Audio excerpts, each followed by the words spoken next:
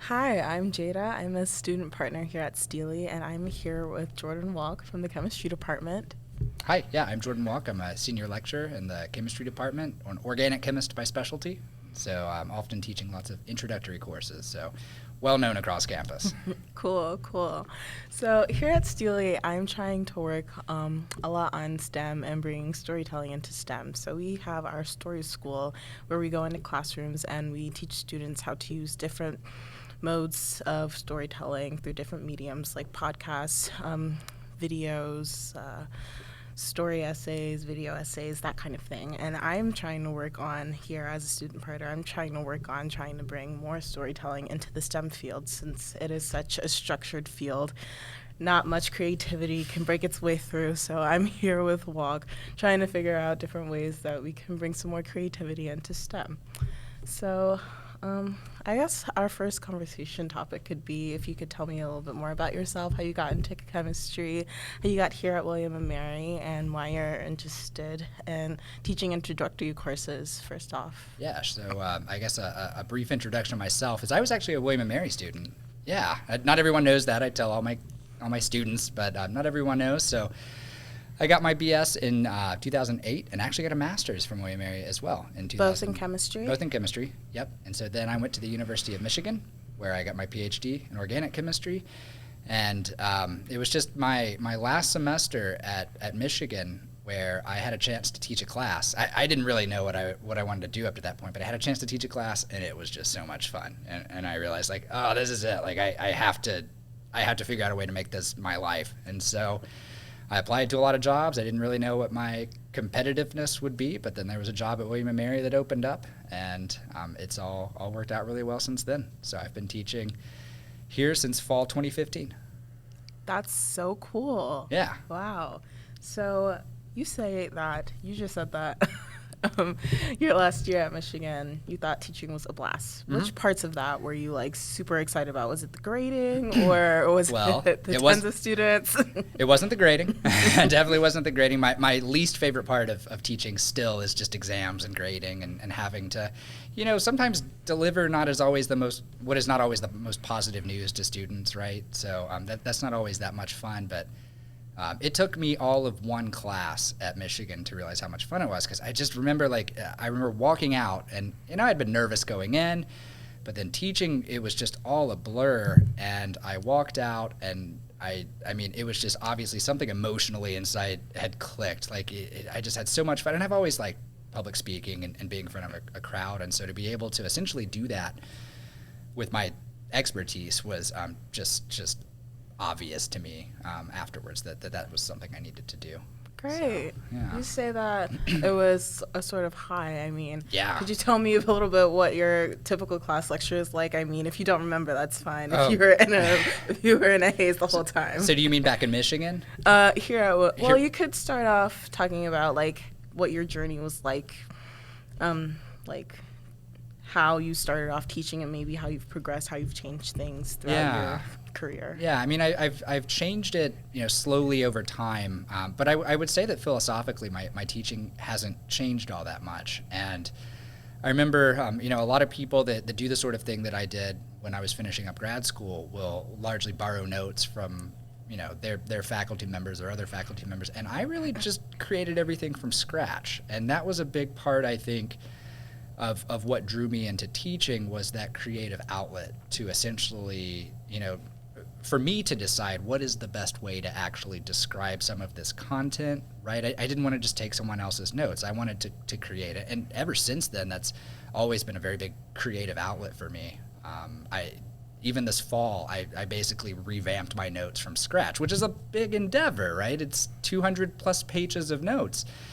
But still, I feel like I just keep coming up with better and better ways to really put this stuff together. And so I really enjoy it.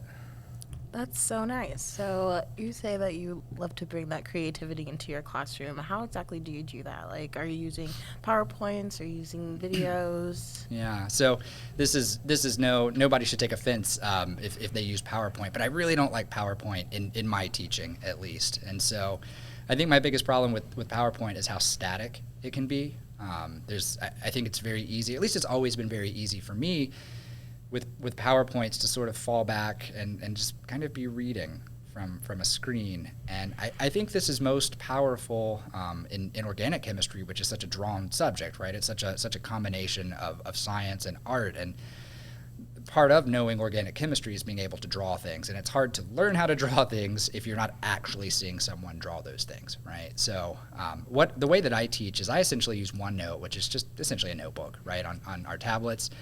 And I've sort of devised a scheme to make it as efficient for me as possible, but I write out my notes assuming that these are the actual notes that my students will have. And so then what I do is I kind of go in and I strategically erase, sometimes a little bit, sometimes a lot of that, so that as we go through things, I'm not spending time in class writing sentences, right? Because I just don't think the most useful thing that I could be doing. But what I will leave out is kind of the key fundamental things that students need to learn to be able to do, right? And I feel like they need to see me do those things. So it's really efficient because I can just fly through ultimately like 8, 9, 10 pages of notes in a lecture. It's not that it's just a ton of material, but I feel like I'm really able to spend the most time on the stuff that is most important. Yeah, like you're telling a story through your notes. Right, yeah, absolutely. Yep. Yeah, so that leads me to my next question. I would love to know what your definition of storytelling is, and Sure. specifically how you would like to bring that into your classes. Yeah. So something that you said when you were first introducing yourself, I thought was really kind of what I'm starting to go for. I think you called science a little bit, and it's especially true in these introductory courses, but a little bit of a static subject where that you need to learn topics A, B through G or H, right? And I do, especially in general chemistry, I find that the topics they jump around a lot, and it's a little bit jarring. So what I really started to do this last fall, and I had spent some time, I've always been a fan of history. And so I've spent a little bit of time over the last year really jumping into some books that started for me to kind of paint a little better context into a lot of scientific discoveries that we sort of take for granted, right? So to compare to how I used to do this, I'd talk about atoms. And I feel like most people come into college and they're familiar with the concept of the atom. And so here I am up in front of them, and I'm like introducing the atom, but I'm not really introducing the atom because they know about this, right?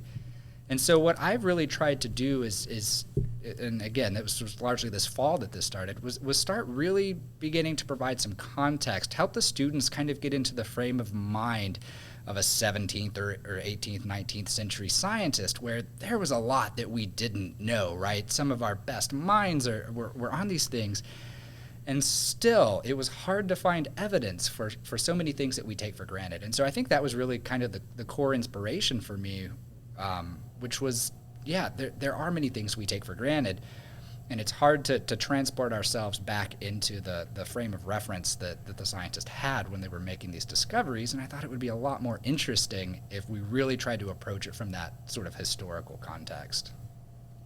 Yeah, that's gold. Yeah, I love that. So that just makes me really curious. How much time in like a lecture or like throughout the semester do you spend like giving historical context, making sure students are interested, and then actually like teaching the mechanics and all of the technical stuff? Yeah, so I found this fall that I did it a lot. And I could tell that I did it a lot because by the time I got to the end of the semester, I found that I was maybe 2 lectures behind what I am typically teaching. And so it seemed like I had at least introduced, and I was teaching Tuesday, Thursday, so 80-minute lecture. So I had introduced something like 160-ish minutes of just this sort of historical context sprinkled in.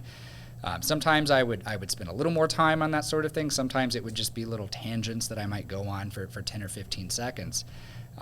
But I really tried to spread it across the course because it is a course that sort of adapts itself well to that. So, just another example is the ideal gas law, PV equals nRT. I feel like a lot of people come into general chemistry having seen that in high school chemistry, and they hear Boyle's law and Charles' law, and they've seen these things, and it's just not that exciting. It's not, right? Like, it's just straight up not exciting, Boyle's law. But then what I had learned coming into this fall allowed me to share with the students, which was, these sort of gas laws, this is how we discovered Avogadro's number, right? Recognizing that all of these substances, 1 mole of them will essentially have the same volume at pressure and temperature. It was significant, right? I mean, we were wrong about so many things. We thought that the atomic mass of carbon was 6 instead of 12 for like a century until we really started to tie together these concepts. And so Boyle's law and Charles' law and all those things aren't really boring as long as you recognize like how revolutionary these ideas were at the time, right? When you see them in a textbook, boring. Yes. But outside of that, like understanding the importance of that, I'm fascinated. I love history, and so it's just been the best time being able to kind of bring that into the classroom. I love that. I love how you connect the dots, because that's true. When you're in class and you're looking at the PowerPoint trying to just jot down Avogadro's number, it's like, yeah, this is boring, but like when you hear like the backstory and you hear how impactful it was in the world of chemistry and science, it's like it actually makes you want to be more interested in the content and want to take more classes. I hope so. Yes. So that brings me to my next question. You said you teach a lot of introductory courses, right? Mm-hmm. So yeah, a lot of these students are probably just taking it, for the credit or because it's part of their major requirement. So how do you deal with those sorts of students that don't really want to be there but have to, and how do you really foster that interest in the class with these students that just have to take it? Yeah, I mean, it is a really, I think, diverse background. So not just, students have very diverse backgrounds. Some students have AP chemistry. Some students have never taken a chemistry class in their life. So already, the baseline that we're starting at can vary really dramatically. And so I do try to teach it thinking of the sort of person that has never taken a chemistry class in their life, right? That's kind of where I want to start things. But you're right. I don't know where they're going. I don't know that I change it up all that much sort of strategically in my teaching based on where they're going, because fundamentally, chemistry, and especially getting into organic chemistry, all of these things are going to apply, if students are going on into biology or another professional field that involves something as foundational as organic. I'll try to sprinkle in little things into my classes that might be a little more relevant. So, for example, in general chemistry, I know I've got future med school students in my class, and so they're going to be interested in things like proteins and enzymes. Now, I don't know anything about that. I'm an organic chemist, like, pure organic chemist, but I know enough that I can sort of talk about their shapes and how important shapes are and forces between molecules. And so I really try to make sure that when I'm introducing these concepts, which is something we do in general chemistry, that I talk about, this is what keeps proteins together. This is what keeps proteins folded the right way. In DNA, that's the reason that the double helix is formed, is all of these IMFs, right? These things are important. And so I do my best to kind of think about that, and then also maybe some larger scale applications like the Haber process and the importance of converting nitrogen into more useful forms and things. So try to bring in lots of different things that go beyond just, I guess, the textbook. Mm-hmm. Yeah, we do have definitely a diverse population of students here at William & Mary. A lot of them unusually do have to take Gen Chem. Yeah. But maybe a little bit unrelated. We talk a lot here at STLI about the difference between STEM classes and the humanities classes. I'm sure, as you know, a lot of the introductory chem and bio and math classes can be pretty large lecture classes with upwards of 100 students, whereas some of these humanities classes are somewhat tinier, like 15, 30 students. I was wondering how you sort of make students feel special or recognized or seen in your classes that may be upwards of 100 students. Yeah, it's an ongoing challenge, honestly, because what I always want students to know right from the start is I'm able to be in this job and enjoy this profession so much because of them. If they didn't exist, that this would not be happening, right? Like I only get to do this because of them. And I think I do my best to come across as a more approachable faculty member, enough years of this has taught me that it doesn't matter how approachable I am. There's still like a level of intimidation for an 18-year-old freshman coming to a professor, right? So I do my best, and I try to incentivize them to come to my office hours. I've done some other things in the past. Back in 1920, so 2019, 2020 was what I mean. I actually got a grant that allowed me to hire a TA to help me with this. And so it was essentially I devised a project. It was specifically a grant to help with kind of introducing some more personalized assignments to students in a large classroom, right? So that was the goal of the grant. And so sort of what I came up with was essentially just more or less an arts project that I tried to make as open-ended as I possibly could.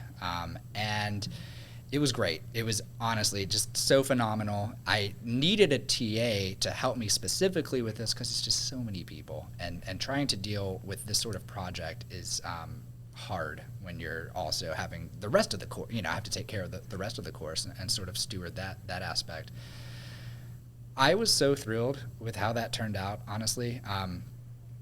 I saw students, and I haven't been able to do it since then, and I'd love to figure out a way to reincorporate it, but I saw a part of my students that I kind of knew existed but had never seen before, and it just made me so happy. Just the variety, the artistry that I saw students, sometimes, and I gave them an out. I was like, listen, if you don't want to spend too much time on this, I understand this is just a beta test, so you can write a journal or something, it's fine. But I had students that did astounding work, did covers of songs, made videos.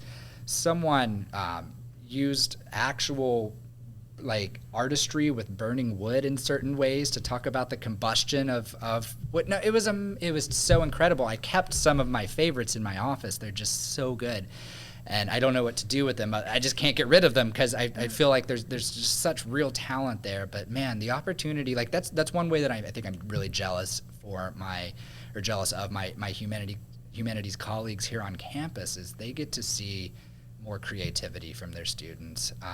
I don't get enough of that, right? I like creativity so much, right? I talk about developing my notes, and I think that I would really, really enjoy seeing more creativity from my students. But sometimes, with something like general chemistry, where there's 100 of them, it's hard to figure out how to incorporate that into class. But man, that was so great, and I now know that there is this sort of untapped potential out there. I've just got to figure out ways to actually make that efficiently work.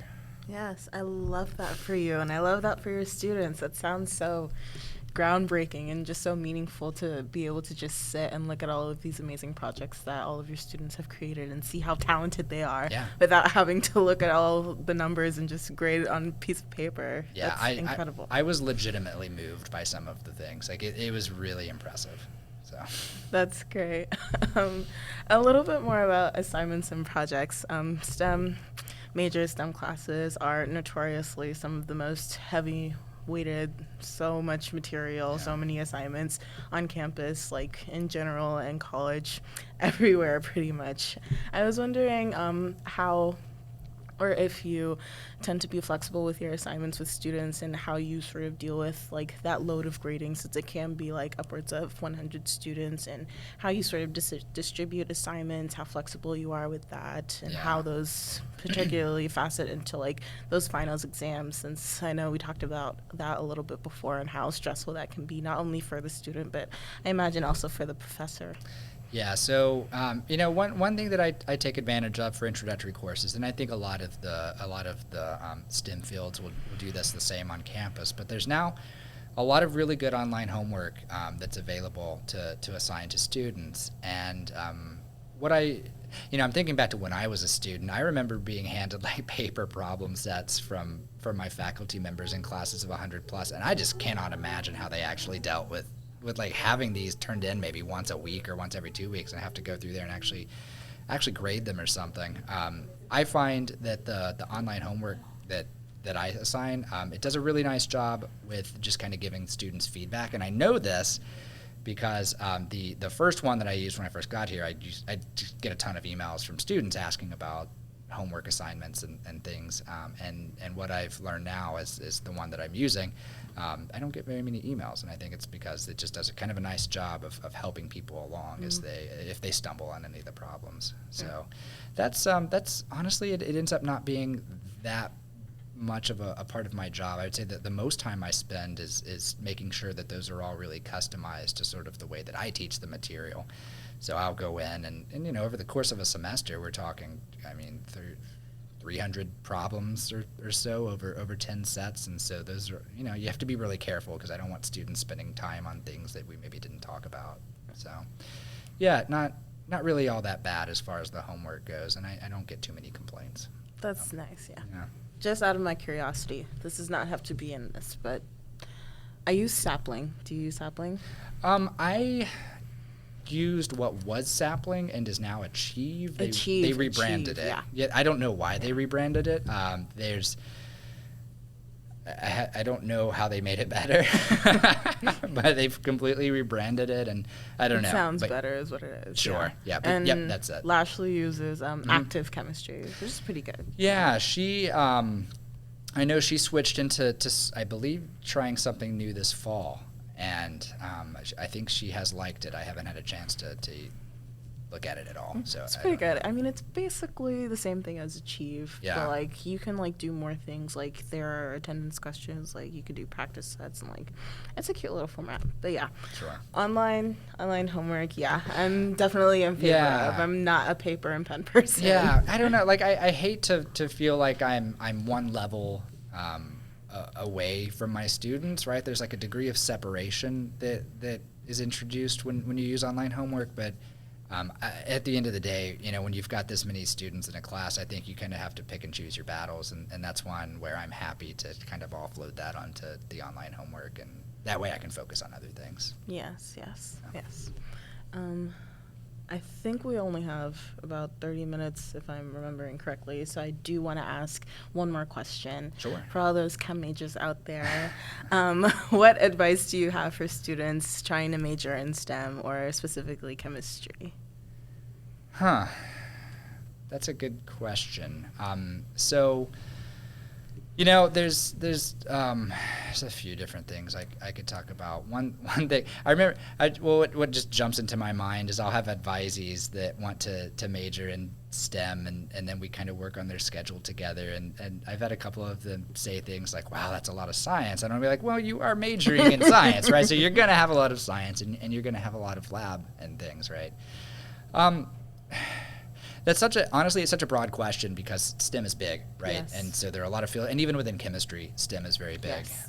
So I think more, I'll talk more just in general. One thing that I would always recommend to the students, because I still see this now, and I think my colleagues see this from time to time too, is that you should talk to your professor if you have. I say this to my students.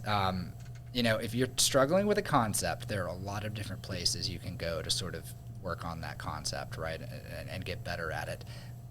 I don't think that I'm bragging if I say, look, I'm teaching this to you. If you can just come talk to me for like 2 minutes, I promise that we can pull this together, right? So I would really encourage my students, but other STEM students in general and I realize, especially in intro courses, it can be hard to maybe have access to faculty members, but at least here within chemistry, we have other outlets that are available. I use an online message board.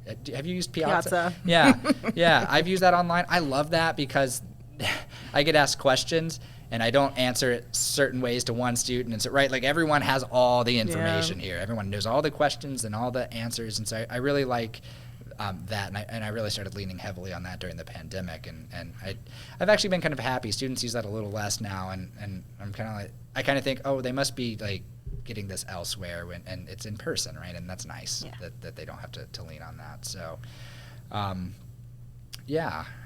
that's probably what I would say. And the only other thing that I might mention here, I don't want to just go on rambling about this forever, please.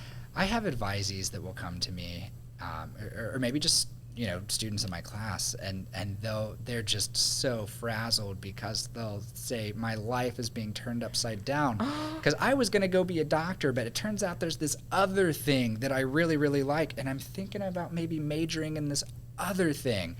And I just do my best to explain to them, like, this is the journey, right? Like, everyone that comes to William & Mary is really, really smart and was at the top of their class. And what is the high prestige job? It's being a doctor, right? And so the number of students that come here that want to be doctors is obviously way larger than the number of doctors we're going to produce.